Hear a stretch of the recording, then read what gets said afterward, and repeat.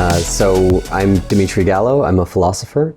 I mostly think about causation and decision theory and chance and things like that, sort of metaphysical questions in the philosophy of science.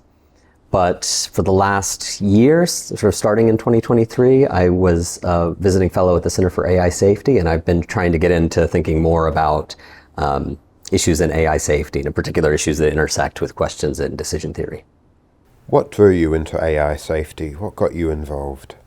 Yeah, I think I had a conversation with Dave Chalmers, and I was getting more and more interested I was seeing sort of more and more work being done on AI and large language models, and it was about the time that the Lambda, do you remember this? There was this guy who had leaked conversations he'd had with Lambda. What was his name? I forget his name actually right now. Lemieux or something. And I was having a conversation with Dave Chalmers, and he was talking about how there was all this interesting stuff going on there. And I was like, well, look, I would love to work on this stuff, but I need puzzles because I'm a puzzle solver and I want sort of like concrete puzzles. And he said, oh, there's tons of puzzles. And so I went out to the Center for AI Safety. That was how it happened, basically. There's a lot of things to be concerned about in the world. Why should we be concerned about AI? Why should we focus on AI safety? I think one of the things I'm thinking about in my research is sort of what the reasons are to worry about it. And I don't myself in my research, I'm not sort of trying to argue that we should be worried about AI safety in particular, but I'm just trying to get clear on the conceptual issues about what reasons there are to worry. I just think there's a kind of like, we should exercise caution with something that is a totally new technology that we don't understand, that, where we can easily foresee possibilities that would be disastrous. I feel like, the technology is going to be beneficial in some ways, but if the downside is something like human extinction, or even not that, but something like, significant loss of human life, it's worthwhile proceeding carefully and cautiously and just making sure that we're not gonna do something disastrous. The state-of-the-art models in AI are opaque, large language models, for instance. But there's been growing concern about the interpretability of these models. How does this play into AI safety? For safety, I think that's very important. In part because, one thing to think about is that we've got very limited safety checks, before this thing gets deployed. You're going to test it on a wide variety of inputs and see what it produces as an output. But, there's this thing that happened with large language models. I'm going to get the details wrong because I'm just sort of remembering it from several months ago, but I think it was GPT-4 where there was, it's trained on the internet, right? It plays guess the next word game, trawling through the whole internet. And there was one weird corner of the internet where people were just counting numbers. Like one person would put 1 and the next person would put 2 and then 3, and they would just keep going, and GPT-4 was trained on that, but nobody knew that it was trained on that. And one of the users in this corner of Reddit had some Pokemon as their username. And then it turned out that that really screwed up the model, so that if you said that Pokemon, it just started producing insane outputs. That was a feature of the training data that nobody knew about. And so nobody knew that it was going to start behaving in this bizarre way when it was presented with this word, because it had just learned bizarre correlations in that part of the internet. And I think that, you can test it in a wide variety of circumstances, but you don't know until you know sort of something about what's going on inside the machine, you don't know if it's gonna, suppose you put this thing in charge of nuclear deterrence, like some people at RAND are actually talking about doing, sort of having AI involved in monitoring nuclear behavior by other countries and including it in the process of nuclear deterrence. It could be that it just loses its mind when it sees some new thing, because because of some weird feature in the way that it was trained that nobody actually knew anything about. So I think interpretability would at least help insofar as you could look inside the machine and have some sense of why it's reasoning as it is, and that would give you more. It would give you. It would make you more confident that it's going to continue to operate well even after, you take it out of the laboratory and you start using it in the real world. If you'd asked me 5 years ago whether or not, transformer models were going to produce something that acted like and spoke like a human that really reliably passed the Turing test, I would have said absolutely not. So I feel like I'm just a philosopher. I'm not super trustworthy about what's going to happen with the machine learning technology. Back in the day, people were, alchemists didn't have a kind of good theoretical understanding of what it is that they were doing, but they were sort of, trying things like, oh, if you jiggle it this way, then, it behaves in this other way. And they were, they had a bunch of know-how about how to transmute the metals, but no theoretical understanding, and they didn't achieve the goal. But I think it feels like what's happening right now is that there was a similar kind of alchemy approach where there were people sort of throwing things up on the wall and seeing what stuck. And, maybe if you have this architecture or that architecture, it'll work.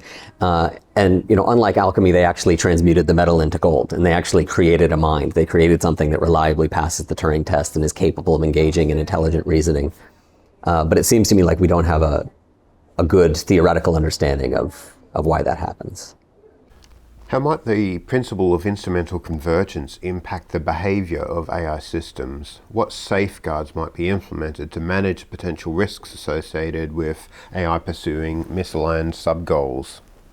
Yeah, so I was interested in this argument that I found in Nick Bostrom's book, which is picking up on arguments that have been presented by Eliezer Yudkowsky and people like Omohundro. And what I'm interested in is the degree to which the premises of that argument are true. And the argument sort of starts off with an assumption about the relationship between desires and intelligence. And Bostrom calls this the orthogonality thesis, that you can be as smart as you like and want any old thing. There's no reason that intelligence means that you're going to want one thing rather than the other. So the orthogonality thesis says, take some super intelligent agent, call her Sia. Sia for super intelligent agent. Sia can be as smart as you like and still want nothing other than to dance the Macarena or to emblazon the Nike symbol on the face of the moon or to calculate the nth decimal digit of pi. And then, so that's the orthogonality thesis. The second premise is this thesis. And so the orthogonality says, look, we don't have any idea about what Sia is going to want at the end of the day, what her final desires are going to be. And the second premise says, in spite of that, we can know something about what she's going to instrumentally desire. We can know that she will instrumentally desire power, resources, self-preservation, desire preservation. There's a long laundry list of things that are the sort of instrumentally convergent goals that she might want to pursue. And then the conclusion of the argument is that the default outcome of creating a superintelligent being like Sia is doom, is existential catastrophe. So, and the idea is, well, orthogonality says like, look, you're just sampling randomly from the space of all possible desires. When you create a superintelligent agent like Sia, you're just, there's tons of things that she could want. You don't have any idea what you're going to end up with. And then instrumental convergence says that, most of the things that you might pluck, most of the desires you might pluck are going to make it rational for Sia to want to kill you. So the default outcome, the most likely outcome is just, that we're all dead in the long run. So I think that there are, lots of reasons to be worried about artificial intelligence, but I think that there are some concerns with this argument, and that was what the talk was about. It was sort of raising concerns for that argument. And the main thing that I was focused on was the thesis of instrumental convergence. So just as a kind of warm-up exercise, it's important to recognize that there are desires that a superintelligent agent like Sia could have that would make it perfectly rational for her to not pursue power, to not pursue desire preservation, and not pursue any of the kind of instrumentally convergent goals on the laundry list. So think about desire preservation. It could be that, we sit Sia down in front of two buttons, and pushing the button on the left means that her desires will shift so that the thing she most wants is to push the button on the right, and pushing the button on the right will change her desires so that the thing she most wants is to push the button on the left.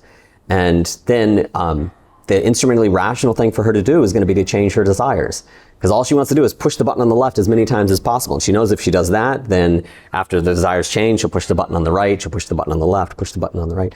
So there's no, there's nothing. It's not like an absolute guaranteed thing that it'll be instrumentally rational for you to want to preserve your desires. It's also not a guaranteed thing that you're going to want to preserve your own life. It could be that, Sia, the thing she most wants in the world is just to die. And then, obviously, it's not going to be instrumentally rational to preserve your own life. So I think the right way to understand the thesis of instrumental convergence is not that it's kind of guaranteed or that it's built into the nature of the nature of instrumental rationality that you pursue these instrumentally convergent means, but rather that it's likely, in some sense, that you're going to pursue them. And so it struck me that this is the kind of question that we could investigate formally with the tools of decision theory. And what decision theory tells you is that, well, what it will be rational for Sia to do is going to depend upon, the decision she's facing, what the available courses of action are, what her beliefs are about the world, what she thinks is likely to result from performing this action or that one, and what she wants, what her desires are at the end of the day. And so what I thought, when I was working on this at the Center for AI Safety in San Francisco, I thought, well, fix her beliefs and fix the available acts, but spread a probability distribution over her desires. So suppose you don't have any idea what it is that she wants at the end of the day, and try to encode that lack of information with a probability distribution over what her desires might be. And then, assuming that she's going to be rational, assuming that she's going to maximize expected utility, or maximize the expected degree to which her desires are satisfied, you can take that probability distribution that you've spread over her desires and push it forward into a probability distribution over the acts that she's going to select. And then there's a way of seeing the thesis of instrumental convergence, which says, yeah, given that initial probability distribution over desires, when you push them forward in that way to get a probability distribution over acts, most of the probability is going to be sitting on top of acts that are power-seeking, that will take her towards resources and will preserve her own life, and so on and so forth. And I think that when you do this sort of mathematical exercise of pushing the probabilities forward in the expected utility calculation, what you find is actually a pretty strong form of instrumental divergence. If you start off knowing nothing at all about what Sia wants at the end of the day, and there are technical assumptions that I'm making here that we can talk about. But if you start off sort of with very little information about what she wants, then you end up with almost no information about how she'll behave, or how it will be rational for her to behave. So in particular, if she's facing a kind of one-off decision, it'll be just as likely that A is more rational than B as it is that B is more rational than A. So that was the upshot, is that there's actually a pretty strong form of instrumental divergence. Do you want to just touch on the technical reasons for this? As in the technical assumptions, or the the basic assumption I'm making is that we can model Sia's desires with a function from a space of possibilities. And I'm thinking of the possibilities in this space as including, the entire history of the world from the beginning to the end. And it's a function that sort of takes one of those possible worlds and spits back a number. And that number represents how well satisfied her desires are if that possible world is the actual one. And so the space of all the possible functions like that is the space of all potential desires that Sia could have. And the kind of technical assumption I make is that we can have a random variable for every one of these possible worlds, where the value of that random variable is how well satisfied Sia's desires are if that world is actual. And then the assumption I make is that every one of those random variables for each different possible world has a common mean, and that our probability distribution is symmetric about that mean, and that they are, all those random variables are probabilistically independent of each other. So that's my way of trying to build in no information about what it is that she wants. Learning that her desires are well satisfied over here doesn't tell you anything about how well satisfied her desires are over here, and you don't start off thinking, oh, it's more likely she's going to want things to be this way than that way. That's the idea. Do you believe that anthropic selection pressures, not natural selection pressures, but anthropic selection pressures tend to favor power-seeking behaviors in AI?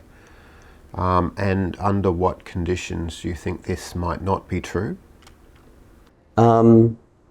Yeah, I think so. I think it depends upon what the culling mechanism is, and it also depends upon there being quite a large source of artificial agents to be culled. And I feel like it's a really interesting argument, but I feel like I just would want to think more about how it's going to work. I mean, you might think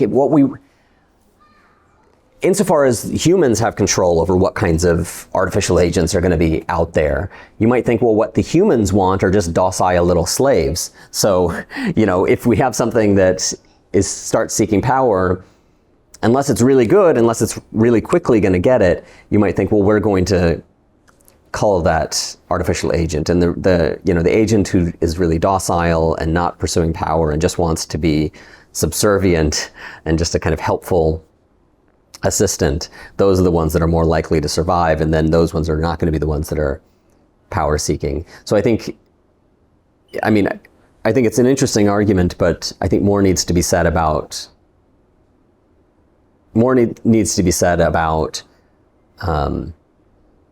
the mechanism by which the sort of successive artificial minds are going to be selected, and why it would favor power seeking behavior versus other kinds of behavior. Okay, so let's step back a bit. What is power-seeking behavior in the context of AI, and why would AI seek power? Oh, sorry. So, yeah, great question. I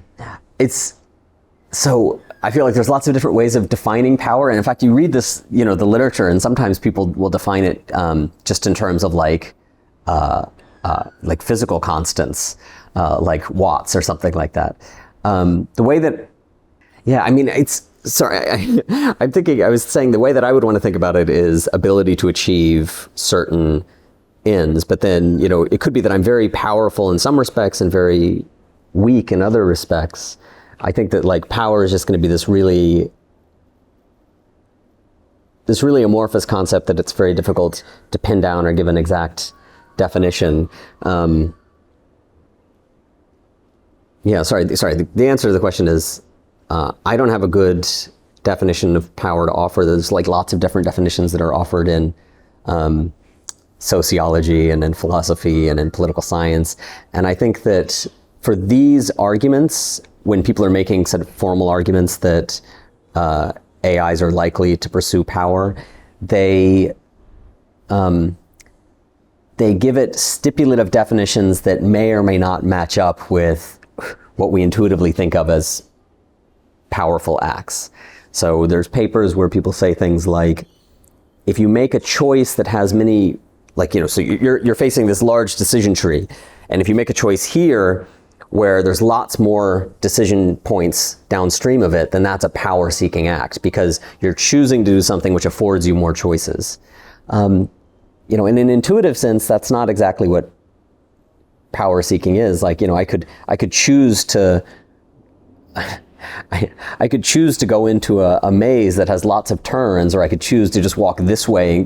There's like a maze that has a cupcake at the end of it, And I could either go into the maze where there's lots of different choice points about whether to turn left or right, or I could just walk around the side and get the cupcake. Intuitively, it's not power seeking to walk into the maze, even though it affords me lots of choices. Sorry, that's not answering the question in terms of defining power seeking, but just saying that I think that one reason why some of the research that's been done on this is, I think it's difficult to investigate this question in part because it's difficult to define power seeking. And I think some of the kind of operational definitions that people have been using are not the best possible definitions. I mean, as a philosopher, I'm really, my goal is just to help people think about things that they don't know how to think about. My feeling is that it's not worth spending a lot of time thinking about instrumental convergence. I kind of think that, if I could offer one bit of advice to people who are working on this, it would be to sort of not try to make a priori arguments about how AIs are going to behave, but rather to sort of think more carefully about how they do behave in particular environments and take a more empirical approach to thinking about how they're going to behave. I mean, my view is that the thesis of instrumental convergence was meant to be an armchair argument that we can know how an intelligent agent like Sia is going to behave before we've seen her behaving. And I guess it seems to me unlikely that that's true. I think that we need to have an empirical approach to thinking about how AIs behave. Yeah, it's complicated because you don't want to do, my colleague Simon Goldstein is sort of very upset about things like Cicero, where there's this paper where they taught an AI to play diplomacy. And then, I don't know if he spoke to you about this, but then it sort of engaged in very deceptive practices because that's the way to win the game, and it's at least a kind of a proof of concept that large language models can very easily, given the right incentive structure, start engaging in deceptive behavior. They know how to do it. They're capable of reasoning deceptively. So that's a kind of a bit of empirical evidence that we should be worried about deception from AI. And I think there's he has a paper together with Dan Hendricks and some other people at the Center for AI Safety, giving lots of examples of AI behaving deceptively. And I think that's a kind of more empirically informed approach to thinking about the dangers that we face from AI. My sense is that we need more work on interpretability. I think that it'll be really important to be able to understand the minds that we've built before we start putting them out into the world. And I think that, interpretability is the way to try to do that. So if you were trying to figure out like what's the most effective thing I can do to mitigate the risk from AI, I would think interpretability is the way to go.